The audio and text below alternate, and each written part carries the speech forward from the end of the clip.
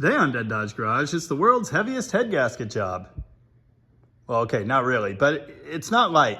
You know, I was the biggest fan of the second-gen Cummins truck, but I think at this point, I actually hate it. Unlike the common rail engine, the VP44 equipped 24-valve engine is loud and obnoxious. Having said that, these are pretty great workhorse engines. And we've talked about these some in the past, of course, the injection pump issues, the lift pump issues, issues. But here's another one. No, not the transmission. Although if your truck has one of these, you're eventually probably gonna have a bad time. The head gaskets. Wait, that's not a head gasket. No, it's not. It's coolant. And it's coming down from the front corner of the head gasket. I don't know why, but the 24-valve engine specifically seems to have head gasket problems. I take that back. I've done one on a 12-valve too with the same issue. It seems like one or two things eventually happens.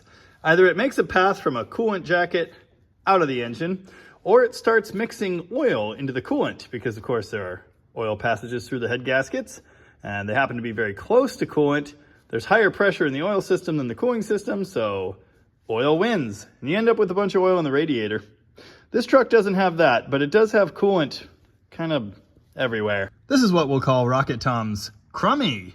You know, the truck that's not his brand new Cummins that gets sent out on tow jobs and things. I once allegedly used this truck to tow a state patrol car to the Washington State Patrol for a VIN inspection, and I didn't want to be late, so, well, something about 75 miles an hour in the left lane. It did that great. Except, of course, it's a second gen, it's loud and obnoxious, and it handles like a wet noodle. I don't think I'm going to do a step-by-step guide on this job. For one thing, I'll become way too annoyed. And for another, honestly, it's pretty straightforward. The only thing that's really annoying about it is everything's heavy and obnoxious, and there's also kind of a cowl in the way. You can pretty quickly see what needs to move and what doesn't. In theory, the alternator and all the belt stuff can stay put, but that upper alternator support bracket needs to come off. Obviously the water neck with the thermostat and the upper hose. The air inlet, that elbow needs to come off. The dipstick's screwed onto that, so you gotta loosen that too.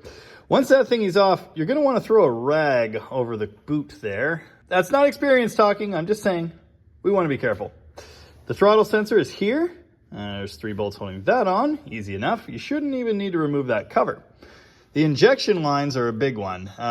They're really annoying to remove actually, especially the number 2. It's behind the grid heater, but once that's out of the way, not a big deal. And number 6, which, well, it's kind of jammed into the firewall.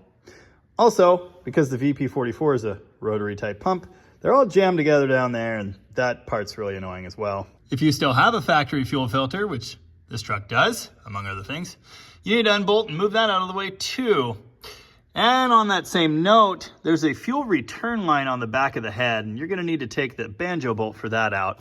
I think it's 17 millimeter, but I could be misremembering. The exhaust manifold is relatively straightforward. Those are 13 millimeter hex. They have spacers on there, obviously. And unlike the 12-valve, these bolts do go into a blind hole, so they usually come out. Sometimes on the 12-valve, because the threads are exposed to atmosphere, they don't. So that's always super fun. One cool thing about these engines, there are only like 4 sizes of fastener. 10 millimeter, 13 millimeter, 15 millimeter, and I believe 17 millimeter. Something like that anyway. Oh yes, one more point.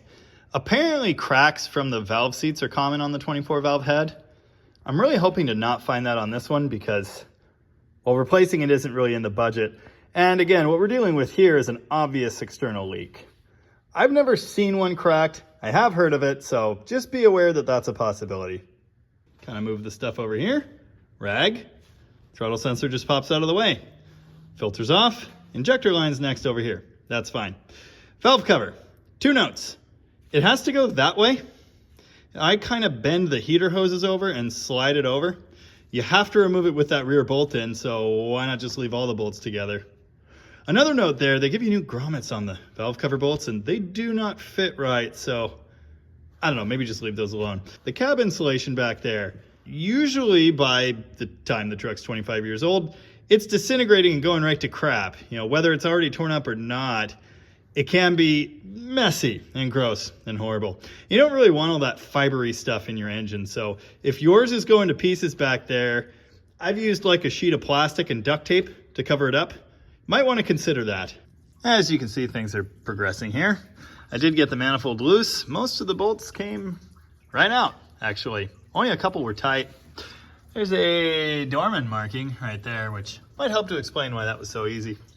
It does just sit here. The turbo drain is still attached, and I think it's fine. But you do want to be careful if you do it this way, because breaking the turbo drain wouldn't be fun. Next, I need to remove the rocker arms and the push rods. As you can see, these are adjustable. In fact, one thing you might want to do on your 24 valve if it's never been done is adjust the valves, because apparently they were set a little loose from the factory. I don't have the specs handy, but they're easy enough to find online. You can see here the little dog bones that make this 24 valve setup work. It basically uses the same setup as a 12 valve, you know, 2 rocker arms, but then it uses the dog bones there to open the extra sets of valves. It's all very interesting, but it seems to work. I know I mentioned injector 6 line is challenging, but it's not just because of the firewall, it's because of that damn lift hook that's right in the way. Removing that is usually part of my process to do this, but today I actually need it because I'm gonna have to use the cherry picker to lift this head off. So I might have to take it off and then put it back on and then do that a second time later. Either that or maybe a funky angled wrench. Oh, and by the way, these injector nuts are 19 millimeter. I think they're 17 on 12 valves. Once the injector lines are loose from the head, they do have to come off the pump down here, which is very annoying. That's where the funky angled wrench really does come in handy. This might go without saying, but I'll say it anyway. Because these rocker arms are adjustable, you want to remove them and keep them in the position they came out of. I always make a little map of these components on a piece of cardboard or something. Also, the push rods are quite long, and in this body, the rear 2 cylinders are kind of under the cowl. For that reason, Chrysler punched a hole in it and used this rubber plug to cover it up. So you got to take that out so you have somewhere for your back push rods to go. I'd really like to have been there when someone first discovered this was necessary. Oh yes, you'll notice I'm slightly gathering hardware here. I am going to have to move all of this and remove this gasket because those push rods actually come up and hit that plastic. So you kind of got to have it loose-ish so there's enough room. Thermostats are a constant problem on these trucks. It's very, very common for the Cummins to be extremely cold-blooded and never get up to operating temperature, which leaves you with a heater that doesn't work very well and slightly crappier fuel economy. The one in this truck works great. It gets right up to 190 or 195 or whatever. Middle of the gauge. It says USA 58 millimeter on it, and it does have 2 jiggle valves to aid in burping the cooling system. So that's cool. I'll still use a different technique to get all the air out of the block, but that'll help get any residual stuff out of there. If the thermostat in your truck sucks, you might consider skipping aftermarket and going right over to your Cummins dealer. Probably the better bet. In addition to the return line for the fuel at the back of the head, there are some annoying things through here. The temperature sensor, obviously, and then 2 10 millimeter bolts. One holds wiring here, and one holds a ground. There's also a nut here, which holds this bracket you can't pull wiring out of. You've also got 2 sensors here to contend with: intake air temperature and map sensor. Make sure you unplug them and try not to break them because the map sensor especially is kind of expensive. Second gens have 2 of those push rod plugs, and I didn't take out the front one. Do third gens have 3? This isn't the first or last time I'm gonna be wrong. Yeah, there you go. Did I mention this head's heavy? Put a chain on it and use a cherry picker, because even using 2 extra sets of hands, this really sucks. And here's where we're at. Yeah, that thing's heavy. Did I mention that? Here's the head gasket that came out of it, showing the common issue on the Cummins. They just disintegrate at the outside edges, and I don't really know why. There doesn't appear to be anything going into the chamber. It was just leaking coolant out. You can see, well, there's a bunch of crap missing there, and then this is all goofed. So yeah, coolant just exiting stage left there. The other place that commonly happens is right here at the back corner. The back corner on this one looks fine. It can happen anywhere out here, and as I was saying, the oil passages end up being close to coolant, so it's possible for those two to exchange and your radiator to fill up with oil. If you have oil in your cooling system on your Cummins, it's probably a head gasket. It's probably not anything super horrible. So anyway, I cleaned the cylinder head with it hanging here. I'm sure I did an absolutely perfect job. I cleaned the block, and now the new gasket is in place. And it looks very nice, for now. Now, of course, comes the fun part of wedging the head back in there by myself and trying not to ruin anything. Nice. That was way too easy. The cherry picker is definitely the way to go. I'm sure you noticed it was kind of at an angle, but it was super easy to just guide it level, carefully line her up, set it down. Didn't scrape the gasket, at least I don't think so, and it's on the dowels, so now I just have to reassemble everything. Head bolt torque. You see, from the factory, the Cummins head bolts are, let's say, under torqued. They end up, by the factory manual guide, torqued to 77 foot-pounds plus a 90-degree turn. As I understand, that ends up with this bolt torqued to about 105 foot-pounds. The thing is, for the size of the bolt and what it's doing, it could be much higher than that. So a very common modification is to over-torque these bolts to 125 foot-pounds. If you switch to an ARP fastener or a different aftermarket style fastener, it could be as high as 135 or 140. In the past, what I've done is just three-stepped these straight to the 125. I've never had one stretch excessively, and it's kind of just giving you a little extra insurance on your head gasket clamping. So that's the way I like to do it. I'll do this 50, 80, 125, something like that. And obviously, I'll start in the center and move out from there. If you don't want to do that, angle them. You two-stage them to 77 foot-pounds, and then you give them a 90-degree turn.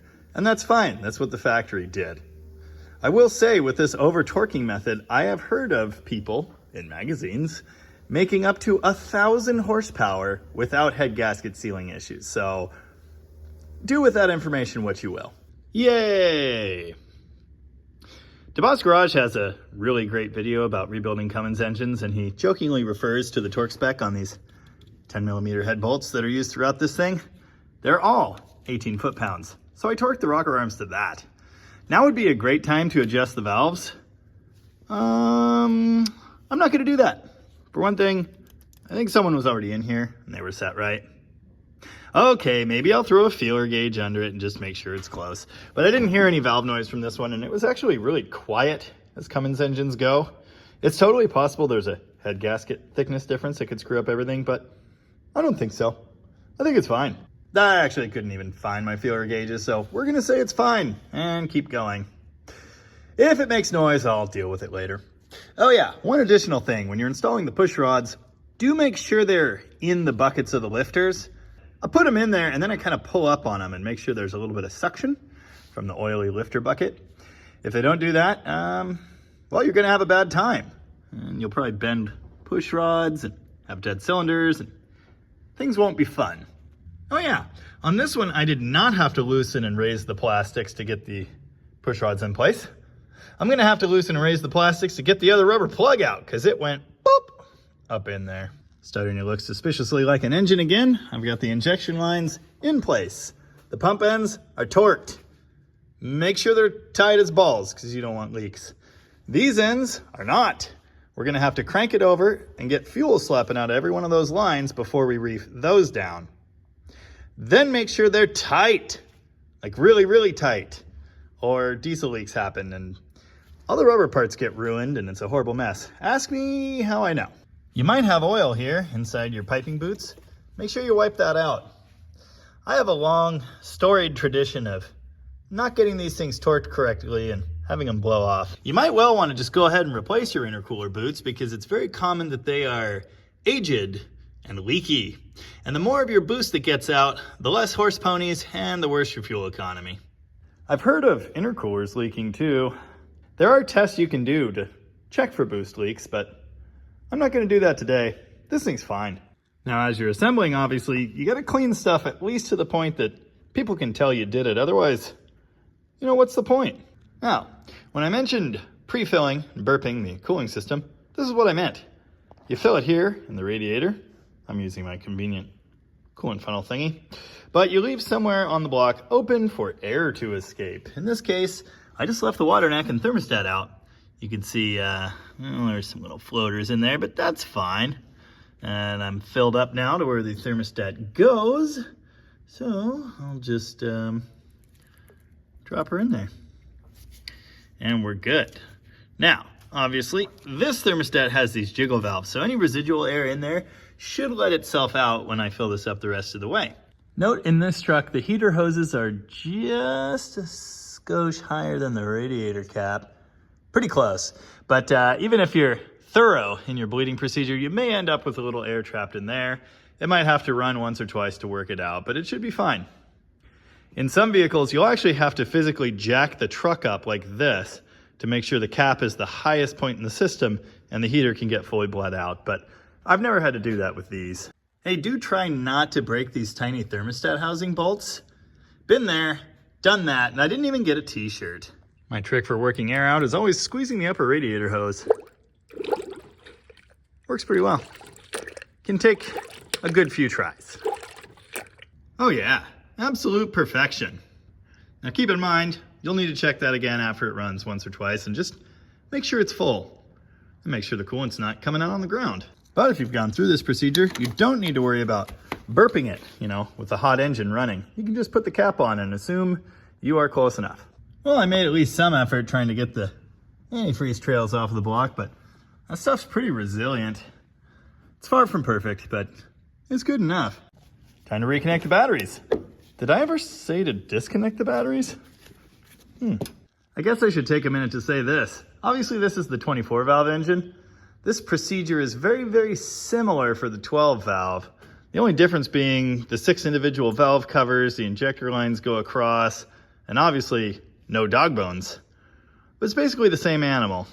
Now I am going to at least try to not immediately cover all my hard work in a gallon of diesel. It probably won't do anything, but a man can dream. So here we are at the fun part. We're gonna crank the engine until there's a huge diesel mess starting. Then we'll shut it off. It may actually fire, it may just try to fire, not totally sure. Let's find out.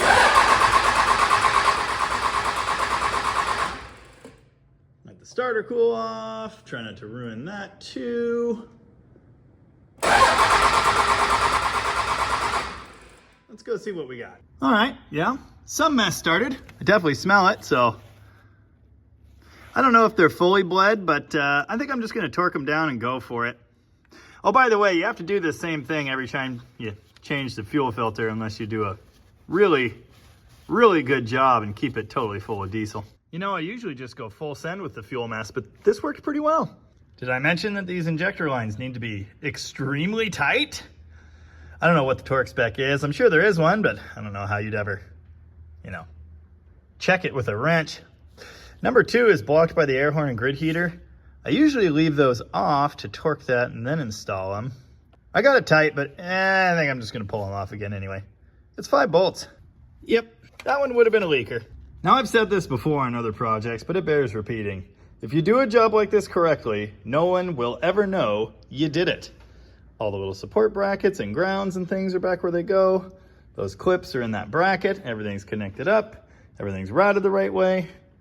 Yeah, that's really what you're going for. At least if you're trying to do a nice job, I guess. Because I didn't actually get, giant slappy messes or the engine actually trying to start, I don't know how long it's gonna crank for, but let's find out. Okay, not bad.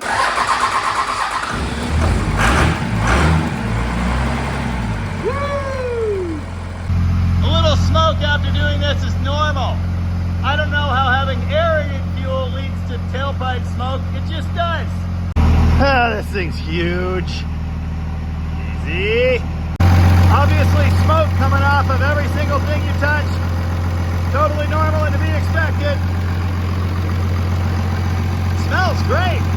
Remember when I said this was a quiet Cummins? That was a funny joke, wasn't it? I didn't do that. That was there.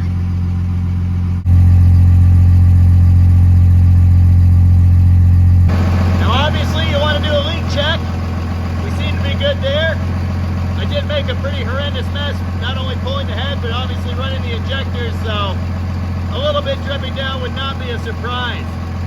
Also, that oil coming from the dip, that's the breather on this truck. Usually they're on the front, but on this one it's on the side of the block for some reason. Cool, I can hear myself think again. So there you go. Obviously, again, because the injection system is bled, that's good to go. The cooling system is bled, that's good to go.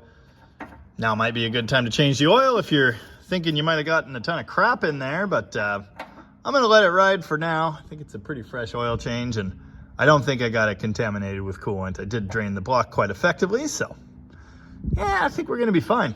I must have done a kind of okay job because the only extra parts left behind are old gaskets. Oh yeah, I still have to fish that plug out of there. I almost hate to remove this because a lot of them are just falling down anyway, and so far this one was still good. Oh well. Another Cummins ungoofed. Another blown head gasket to start my new collection. Now all I have to do is, I'll kind of clean up after myself. Hopefully you found this useful, or well, you probably didn't bother watching to the end. Thank you very much for watching, and good luck. Hear that? That's the residual air in the heater. It'll work its way out.